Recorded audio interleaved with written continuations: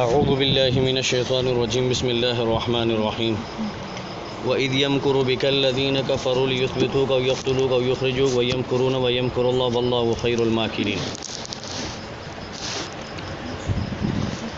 اس آیت کا مختصر سا پس منظر کل آپ حضرات کے سامنے میں نے بیان کیا تھا کہ یہ آیت رسول اللہ صلی اللہ علیہ وسلم کی ہجرت کے متعلق ہے، اور اس کا خلاصہ دوبارہ میں مختصر سے ریپیٹ کر دیتا ہوں۔ جب اللہ تبارک و تعالیٰ نے نبی رحمت صلی اللہ علیہ وسلم کو مبعوث فرمایا، آپ نے جب اسلام کی دعوت دی تو چیدہ مسلمان اور کمزور طبقات، زیادہ تر غلام، بھاندیاں، کمزور، انتہائی کمزور لوگ جو تھے معاشرے کے، وہ لوگ ایمان لائے۔ تو اب پھر ان کے اوپر مظالم ڈھائے گئے، مختلف قسم سے تکلیفیں ان کو دی گئی۔ پھر اللہ جو ہے مسلمانوں کو حبشہ کی طرف ہجرت کا حکم ہوا، پھر دوسری طرف بھی حبشہ کی طرف ہجرت کا حکم ملا۔ پھر اللہ تبارک و تعالیٰ نے مدینہ کی طرف ہجرت کرنے کا حکم دیا، تو مسلمان آہستہ آہستہ ٹولیوں کی شکل میں، جماعت کی شکل میں، انفرادی طور پر اپنے مال اور اولاد کے ساتھ جو ہے بچوں کے ساتھ وہاں سے ہجرت کرنا شروع ہو گئے۔ البتہ جو کمزور ضعیف تھے وہ وہیں رہ گئے مکہ کے اندر۔ تو پھر اللہ تبارک و تعالیٰ نے حضور علیہ الصلاۃ والسلام کو بھی ہجرت کا حکم دے دیا۔ جب مشرکین نے یہ ماجرا دیکھا، منظر دیکھا کہ بھئی مسلمان یہاں تو مدینے جا رہے ہیں اور وہاں جائیں گے، وہاں اوس اور خزرج بڑے دو قبائل ہیں، یہ ان کے ساتھ جا کر ملیں گے اور پھر اپنی اجتماعیت اور اپنے اتحاد اور قوت کو مضبوط کریں گے، پھر ہمارے لیے بہت بڑا خطرہ ہے، اور ہمارا جو ہے تجارتی راستہ بھی مدینے کے قریب سے گزرتا ہے، شام کی طرف، یمن کی طرف، تو ہمارے لیے بہت بڑا مسئلہ ہو جائے گا۔ تو لہٰذا بہتر یہ ہے کہ اسلام کا یہ جو پودا ابھی نرم اور نازک ہے، اس کو ابھی سے جڑ سے کاٹ کر پھینک دیا جائے۔ تو اس نیت سے انہوں نے جو ہے اپنی پارلیمنٹ دارالندوہ کے اندر اجلاس طلب کیا، اور اس کے اندر مختلف قرارداد منظور ہوئیں، اور ایک قرارداد یہ بھی ہوئی کہ جی حضور علیہ الصلاۃ والسلام کو پاؤں کے اندر جو ہے بیڑیاں ڈال کر کسی بند کمرے کے اندر قید کر دیا جائے، آگے سے تالا لگا دیا جائے۔ اور میں نے یہ بھی عرض کیا تھا کہ بوڑھا شیخ نجدی، شیطان لعین اس کی شکل میں آیا تھا، تو اس نے کہا جی یہ تجویز بالکل صحیح نہیں ہے، اس لیے کہ محمد کے ساتھی بڑے وفادار ہیں، وہ کسی نہ کسی طریقے سے حلہ بول کر ان کو رہا کروا لیں گے۔ پھر دوسری تجویز یہ آئی کہ جی یا تو ان کو پھر جلا وطن کر دیا جائے، تو اس تجویز کو بھی شیخ نجدی نے جو ہے ناپسند کیا، کہا یہ بھی صحیح نہیں ہے، محمد اتنی میٹھی زبان والے ہیں اور اتنے باکردار آدمی ہیں، خوش اخلاق آدمی ہیں، جہاں بھی جائیں گے لوگ اس کے قریب جمع ہو جائیں گے اور یہ اپنا جتھا، اپنی جماعت بنا لیں گے، پھر آپ پہ حملہ کریں گے، تو یہ تجویز بھی صحیح نہیں ہے۔ پھر تیسری تجویز اس امت کے فرعون ابو جہل نے پیش کی کہ بھائی میری تجویز یہ ہے کہ محمد صلی اللہ علیہ وسلم کا کام تمام کر دیا جائے، آپ کو یعنی ختم کر دیا جائے۔ تو شیطان نے کہا کہ تجوید ہے تو یہ بھائی یہ ہوئی نا بات، کہ اب جو بات ہوئی یہ بات کی آپ نے۔ تو بہرحال یہ قرارداد متفقہ طور پر پاس ہوئی۔ قرارداد کا متن یہ تھا کہ ہر قبیلے سے ایک نوجوان لیا جائے گا، تمام قبائل اس کے اندر شریک ہوں گے، اور رات کے وقت حضور علیہ الصلاۃ والسلام کے گھر کا محاصرہ کر لیا جائے گا، اور جیسے نبی کریم علیہ الصلاۃ والسلام نکلیں گے یک بار کی حملہ کر کے آپ سب کو ختم کر دیا جائے گا۔ یہ ان کی پلان تھی، لیکن دوسری طرف اللہ تبارک و تعالیٰ کی تدبیر کچھ اور تھی۔ اللہ تبارک و تعالیٰ نے اپنے نبی کو جبرائیل علیہ الصلاۃ والسلام کے ذریعے جو ہے دن میں ہی آگاہ کر دیا کہ آج یہ معاملہ ہونے والا ہے، چونکہ انہوں نے دن کے پہلے پیر کے اندر ان کی میٹنگ تھی اور جمعرات کا دن تھا، تو اللہ تبارک و تعالیٰ نے جبرائیل کے ذریعے حضور علیہ الصلاۃ والسلام کو آگاہ کیا۔ آپ علیہ الصلاۃ والسلام ابوبکر کے گھر گئے اور کہا کہ یار ابوبکر، اللہ تبارک و تعالیٰ نے مجھے ہجرت کا حکم دے دیا ہے۔ تو ابوبکر نے پوچھا کہ اللہ کے نبی آپ کے ساتھ کون ہوگا؟ تو کہا کہ میرے ساتھ کون ہوگا؟ تم ہوگا، اور کون ہوگا؟ تو اب یار غار حضرت ابوبکر صدیق رضی اللہ تعالیٰ عنہ کا انتخاب ہوا، اور حضور علیہ الصلاۃ والسلام نے اپنے بستر مبارک کے اوپر حضرت علی کو جو ہے کہا کہ آپ لیٹ جائیں، اور لوگوں کی امانتیں یہ ان کو واپس کر دیجیے گا، چونکہ میں تو جا رہا ہوں ہجرت کر کے، تو یہ امانتیں لوگوں کو لوٹا دینا۔ پھر اللہ تبارک و تعالیٰ کے حکم سے حضور علیہ الصلاۃ والسلام نے مٹھی میں مٹی لی اور ان کافروں کے سروں پہ ڈالتے ہوئے درمیان سے آرام سے آپ علیہ الصلاۃ والسلام یہ آیت پڑھتے ہوئے وَجَعَلْنَا مِن بَيْنِ أَيْدِيهِمْ سَدًّا وَمِن خَلْفِهِمْ سَدًّا فَأَغْشَيْنَاهُمْ فَهُمْ لَا يُبْصِرُونَ پڑھتے ہوئے نکل گئے، کسی کافر کو جو ہے پتہ تک نہیں چلا، اللہ تعالیٰ نے ان کے سامنے اور آگے پیچھے پردے ڈال دیے۔ اور یوں حضور علیہ الصلاۃ والسلام حضرت ابوبکر صدیق رضی اللہ تعالیٰ عنہ کے گھر تشریف لے گئے، اور وہاں سے تھوڑا سا توشہ لیا اور دونوں حضرات وہاں سے روانہ ہو گئے، اور وہاں مکے کے قریب ایک پہاڑ ہے غار سور، وہاں پہاڑ سور، جبل سور اس کو کہتے ہیں، اس کے اندر ایک غار ہے، اس کے اندر آپ علیہ الصلاۃ والسلام اور ابوبکر صدیق رضی اللہ تعالیٰ عنہ جا کر پناہ لی۔ اب راستے کے جو واقعات ہیں، تفصیلی واقعات ہیں، اس کے اندر جائیں گے تو پھر بہت بڑا وقت لگے گا۔ مختصراً یہ کہ جب حضور علیہ الصلاۃ والسلام ابوبکر صدیق رضی اللہ تعالیٰ عنہ کے ساتھ روانہ ہوئے، اب حضور علیہ الصلاۃ والسلام حضرت ابوبکر صدیق سے 2 سال عمر میں بڑے تھے، ابو بکر 2 سال عمر میں چھوٹے تھے۔ تو جب آپ علیہ الصلوۃ والسلام پہاڑ پہ چڑھ رہے تھے تو آپ علیہ الصلوۃ والسلام کے پاؤں مبارک زخمی ہو گئے، خون نکل رہا تھا۔ تو ابو بکر صدیق رضی اللہ تعالیٰ نے جب یہ دیکھا، منظر دیکھا، تو حضرت ابو بکر صدیق سے رہا نہ گیا۔ تو حضرت ابو بکر صدیق نے کہا کہ اللہ کے نبی سوار ہو جائیں۔ تو اللہ کے نبی نے دائیں بائیں دیکھا، کوئی سواری تو نظر نہیں آ رہی تھی۔ تو کہا کہ یار صدیق کس پر سوار ہو جاؤں؟ تو کہا کہ اللہ کے نبی میرا کاندھا حاضر ہے، میرے کاندھے پر بیٹھ جائیں آپ، ٹھیک ہے۔ اب یہاں پہ بہت نکات ہیں، ایسے ایسے نکات ہیں کہ انسان کے دل کو ہلا دیں۔ اور آج جو ہے بعض روافظ، اللہ تعالیٰ ان کے شیطانی اس مکر و فریب سے مسلمانوں کی حفاظت فرمائے، وہ دجال کذاب قسم کے لوگ ممبر پر بیٹھ کر نعوذ باللہ حضرت ابوبکر صدیق کی تکفیر کرتے ہیں، ٹھیک ہے نا جی۔ اب یہاں پہ ایک چھوٹا سا نقطہ یہ سمجھ لیں کہ حضور نبی رحمت صلی اللہ علیہ وسلم کی پشت مبارک پر مور نبوت ہے، اور ابوبکر صدیق رضی اللہ تعالیٰ عنہ کی پشت پر کون ہے جی؟ صاحب نبوت، ٹھیک ہے۔ اس سے بڑا اور مرتبہ دنیا میں کسی کو مل سکتا ہے؟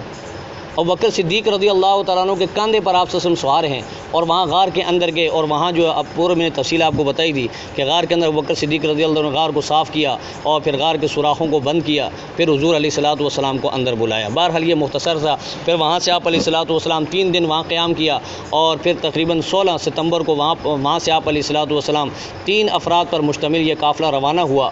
ابوبکر صدیق رضی اللہ تعالیٰ عنہ کا غلام تھا عامر بن فہیرہ، اور حضور علیہ الصلوۃ والسلام اور حضرت ابوبکر صدیق رضی اللہ تعالیٰ عنہ۔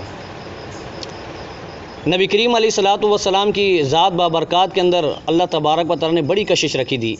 اب حضور علیہ الصلوۃ والسلام جب وہاں سے روانہ ہوئے تو آپ علیہ الصلوۃ والسلام اونٹ پر آگے بیٹھے، ابوبکر صدیق پیچھے بیٹھے ہوئے تھے۔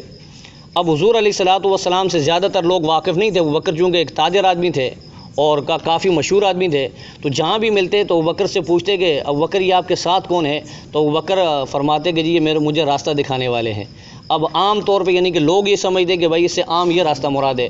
ابوبکر صدیق رضی اللہ تعالیٰ عنہ اس سے دین کا راستہ مراد لیتے کہ مجھے یہ دین کا راستہ دکھاتے، مجھے جنت کا راستہ دکھاتے ہیں، اللہ کا راستہ دکھاتے ہیں۔ تو بہرحال یہ قافلہ وہاں سے روانہ ہوا، اور پھر جو ہے وہاں سے چلتا چلتا درمیان میں پھر جو ہے کافی جو واقعات ہیں، میں نے آپ کو کل بتایا تھا، سراقہ بن مالک، ٹھیک ہے، وہ تعاقب کرتے ہوا آیا تو اللہ تعالیٰ نے اس کو بھی ہدایت نصیب فرمائی، اور پھر آگے تقریباً جو ہے حضرت کیا نام ہے بریرہ اسلمی رضی اللہ تعالیٰ عنہ وہ آئے، اور اللہ تبارک و تعالیٰ نے ان کو بھی ہدایت سے نوازا، وہ اپنے 70 آدمیوں کے ساتھ اسلام قبول کیا، اور پھر وہاں سے یہ قافلہ مزید بڑھ گیا، اور وہاں سے جب مدینے کے اندر داخل ہوئے تو بڑی شان اور شوکت کے ساتھ داخل ہوئے۔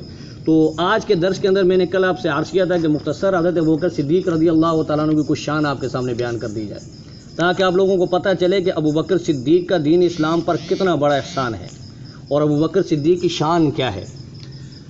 حضرت ابوبکر صدیق رضی اللہ تعالیٰ عنہ کو نام سے تقریباً ابھی جتنا مجمع بیٹھا ہے ان میں سے کوئی بھی واقف نہیں ہوگا، تقریباً یہ ہمارا حال ہے۔ میں یعنی کہ بطور وہ نہیں کہہ رہا، بطور اصلاح یہ عرض کر رہا ہوں کہ دیکھیں اچھے خاصے ماشاءاللہ پڑھے نوجوان بھی ہوں گے، لیکن ابوبکر صدیق کے نام سے کوئی واقف نہیں ہے۔ یہ کونیت ہے جو ابوبکر صدیق رضی ابوبکر جو کہتے ہیں نا ابو بکر، یہ کونیت ہے۔ صدیق ان کا لقب ہے، نام ان کا عبداللہ ہے۔ حضرت ابوبکر کا نام کیا ہے؟ عبداللہ، کونیت ابو بکر، اور لقب جو ہے صدیق، اور ایک لقب عتیق ہے۔ یہ دونوں لقب جو ہے نبوت کی زبان سے ملے ہیں، اور اللہ تبارک و تعالیٰ نے اور جبرائیل کے ذریعے جو اللہ تعالیٰ نے صدیق کا لقب حضرت ابوبکر کو عطا فرمایا ہے۔ اما عائشہ رضی اللہ تعالیٰ عنہ فرماتی ہیں، اب آپ آپ رضی اللہ تعالیٰ عنہ کے والد کا نام جو ہے عثمان تھا، اور ان کی کونیت ابو قحافہ سے مشہور ہے، اور ان کے والد کا نام عامر تھا۔ تو بہرحال والدہ کا نام جو ہے ام الخیر ہے، ٹھیک ہے، سلمہ ان کا نام، ام الخیر ان کی کونیت ہے۔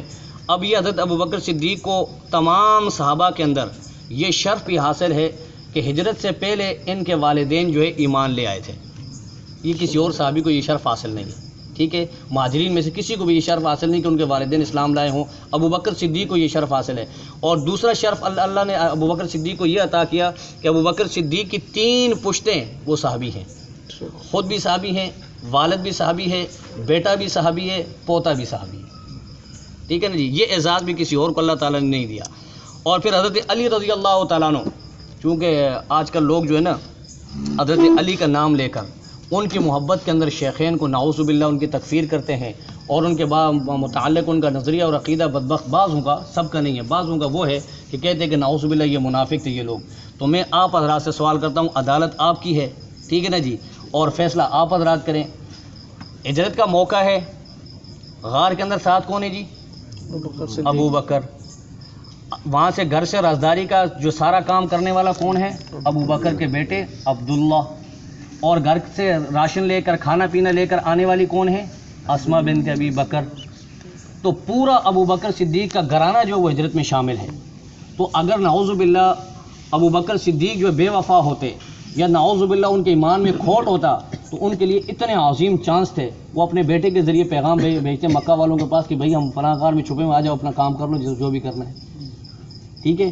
یا پھر ان کی بیٹی اطلاع کر دیتی، یا خود غار کے اندر 3 دن تک رہے ہیں تو وہاں پر 3 دن کے اندر ابو بکر صدیق کام کر لیتے.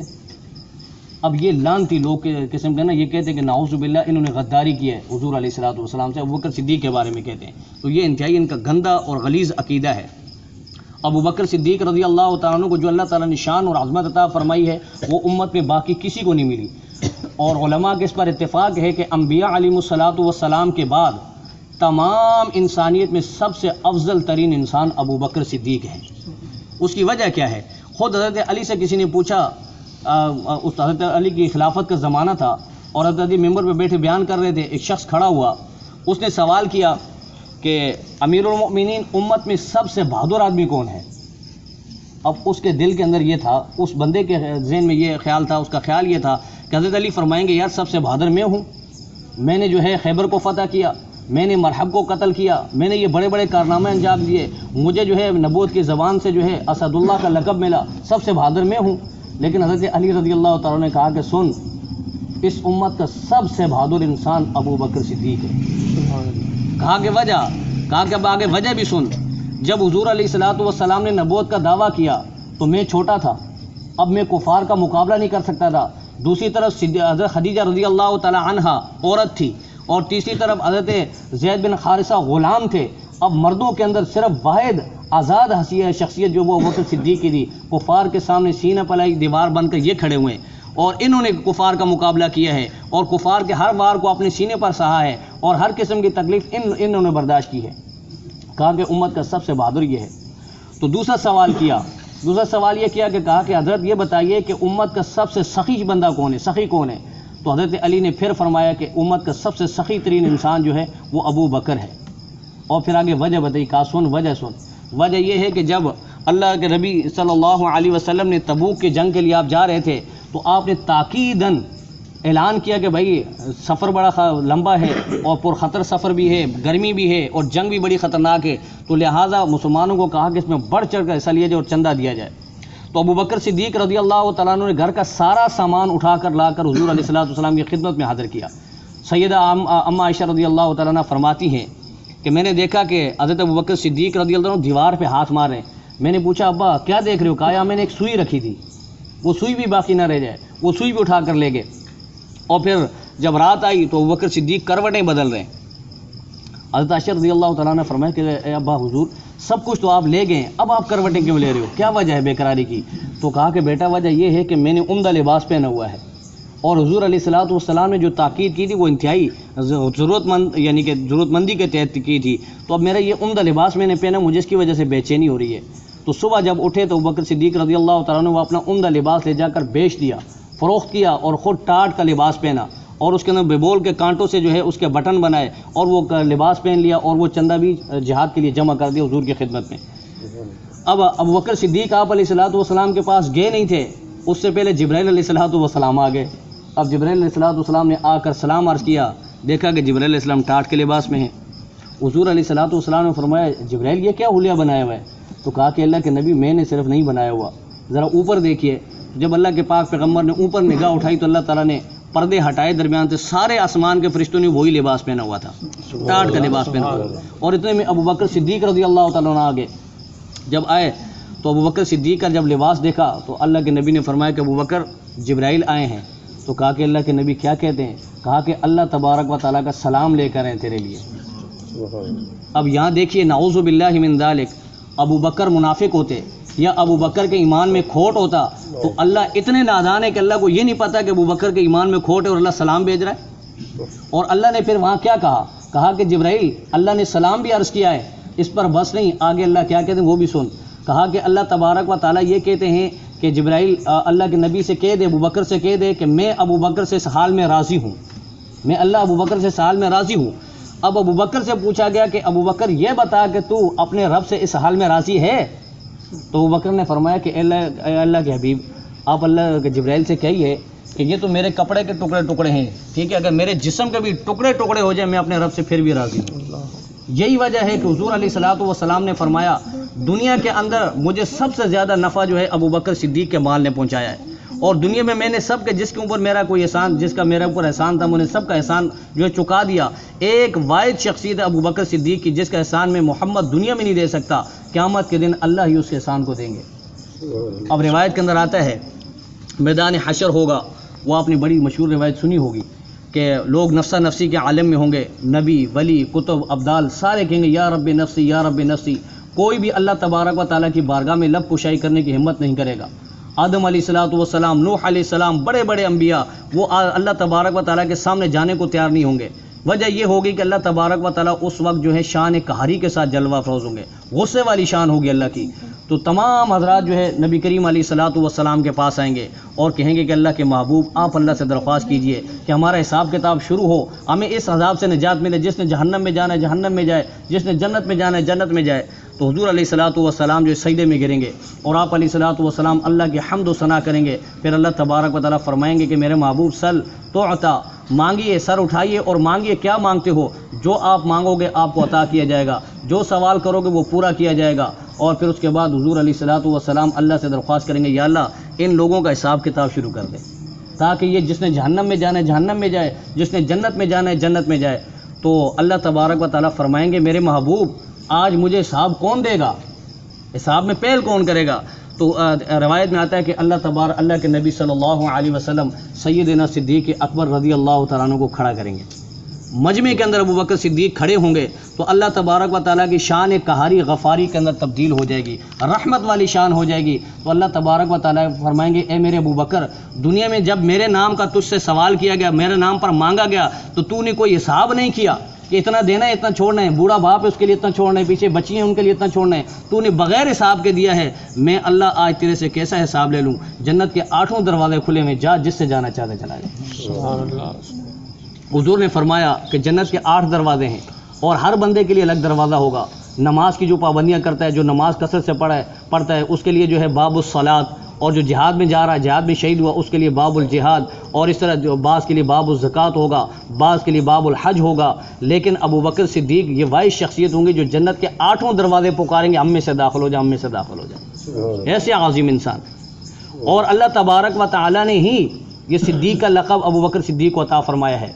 روایت کے اندر آتا ہے ایک مرتبہ حضور علیہ الصلوۃ والسلام نے ابو بکر کو ایک انگوٹھی دی، کہا کہ ابو بکر اس کے اوپر جا کر لا الہ الا اللہ لکھوا کے لاؤ۔ یہ کہا، ابو بکر صدیق رضی اللہ تعالیٰ عنہ گئے، جا کر انگوٹھی دی اور انگوٹھی والے کو جو لکھنے والا تھا اس کو کہا کہ بھائی اس پہ لکھ دو لا الہ الا اللہ محمد الرسول اللہ، ٹھیک ہے جی۔ اب یہ جب کہا تو 2-3 دن کے بعد انگوٹھی تیار ہوئی اور آپ وسلم کے پاس آئی۔ آپ مسجد نبی میں تشریف فرما تھے، صحابہ کرام گرد بیٹھے ہوئے تھے۔ جب آپ علیہ الصلوۃ والسلام نے انگوٹھی لی اور ساتھ میں قریب دوسرے صحابی کو دی، کہا کہ پڑھو اس پہ کیا لکھا ہوا ہے، تو انہوں نے پڑھا کہ لا الہ الا اللہ محمد الرسول اللہ صدیق اکبر۔ تو حضور علیہ الصلوۃ والسلام نے ابو بکر سے مخاطب ہو کر فرمایا ابو بکر میں نے تمہیں تو یہ نہیں کہا تھا، میں نے تو تمہیں صرف اتنا کہا تھا کہ لا الہ الا اللہ لکھوانا ہے، تم نے آگے محمد رسول اللہ بھی لکھ لیا، ابو صدیق بھی لکھ لیا، یہ کیوں؟ تو کہا کہ اللہ کے نبی مجھ سے گوارا نہ ہوا کہ میں اللہ کے نام سے آپ کا نام الگ کروں، اس لیے میں نے محمد رسول اللہ لکھا۔ کہا کہ البتہ یہ صدیق جو ہے یہ میں نے نہیں لکھا، جبرائیل اترے، کہا جبرائیل نے فرمایا کہ یہ مجھے اللہ نے حکم دیا تھا، میں نے لکھا ہے صدیق۔ کہا کہ جب صدیق اکبر مجھے میرے محبوب سے جدا نہیں کرتا تو میں اللہ اس کو اپنے محبوب سے کیوں جدا کر دوں، ٹھیک ہے۔ تو اس لیے ابو بکر صدیق رضی اللہ تعالیٰ عنہ کی بڑی عظیم شان ہے۔ حضرت عمر رضی اللہ تعالیٰ عنہ وہ عظیم انسان ہے جس کی جو ہے پوری انسانی تاریخ کے اندر ایسی مثال نہیں ملتی۔ اللہ تعالیٰ نے ان کو کیا مرتبہ اور کیا اللہ تبارک و تعالیٰ ان کو فضائل عطا فرمائے تھے۔ اما عائشہ فرماتی ایک مرتبہ جو ہے رات کا وقت تھا، چاندنی رات تھی، صحابہ کرام بھی بیٹھے ہوئے ہیں، میں نے پردے کے پیچھے سے دیکھا آسمان میں ستارے جگمگا رہے ہیں، تو میں نے حضور سے پوچھا کہ اللہ کے نبی ان ستاروں سے زیادہ نیکیاں کسی کی ہیں دنیا میں؟ تو اللہ کے پاک پیغمبر صلی اللہ علیہ وسلم نے فرمایا کہ ہاں عائشہ ہیں۔ کہا کہ کون ہے یا اللہ کے نبی، وہ کون ہے؟ تو اللہ کے حبیب نے فرمایا کہ وہ عمر ہے۔ کون ہے؟ وہ عمر ہے۔ عمر کی یعنی اتنی نیکیاں کہ آسمان کے ستاروں سے زیادہ ہیں، لیکن ایک مرتبہ عمر ابو بکر سے کہہ رہا ہے کہ یار ابو بکر میری ساری زندگی کی نیکیاں لے لے، مجھے صرف 2 نیکیاں دے دے، 2 نیکیاں۔ ایک وہ نیکی جو تو نے یعنی کہ غار ثور کے اندر حضور کی یعنی پہرے کر کے کمائی، اور دوسری وہ نیکی وہ دن یعنی کہ وہ ایک وہ رات اور ایک دوسرے وہ دن کہ جب حضور علیہ الصلوۃ والسلام پردہ فرما گئے تو مسلمانوں کا حال یہ تھا، صحابہ کا حال یہ تھا کہ بعض تو بول نہیں پا رہے تھے، اور خود حضرت عمر کا حال یہ تھا کہ تلوار انہوں نے نیام سے نکالی ہوئی تھی، جو کہا کہ جس نے بھی کہا کہ محمد انتقال کرے میں اس کا سر قلم کر دوں گا، حالات ایسی بن گئے تھے۔ تو حضرت ابوبکر صدیق ممبر پر تشریف لائے اور خطبہ دیا، خطبہ دینے کے بعد فرمایا کہ لوگوں سنو، جو محمد کی عبادت کرتا تھا محمد آج دنیا سے پردہ فرما گئے، جو اللہ کی عبادت کرتا تھا اللہ ہمیشہ ہے اور ہمیشہ رہیں گے، وما محمد الا رسول قد خلت من قبلہ الرسل، یہ آیت بھی تلاوت فرمائی۔ تو حضرت عمر فرماتے ہیں کہ اس وقت بھی وہ نیکی، اگر حضرت بکر صدیق وہ اس وقت یہ آیت نہ پڑھتے، یہ خطبہ نہ دیتے، تو پتہ نہیں اسلام کا کیا حال ہوتا اور مسلمانوں کا کیا حال ہوتا۔ ٹھیک ہے نا جی۔ پھر اس کے بعد جو محمد کی بہرحال اللہ تبارک و تعالیٰ نے حضرت ابوبکر صدیق رضی اللہ تعالیٰ کو بہت اونچی شان عطا فرمائی ہے۔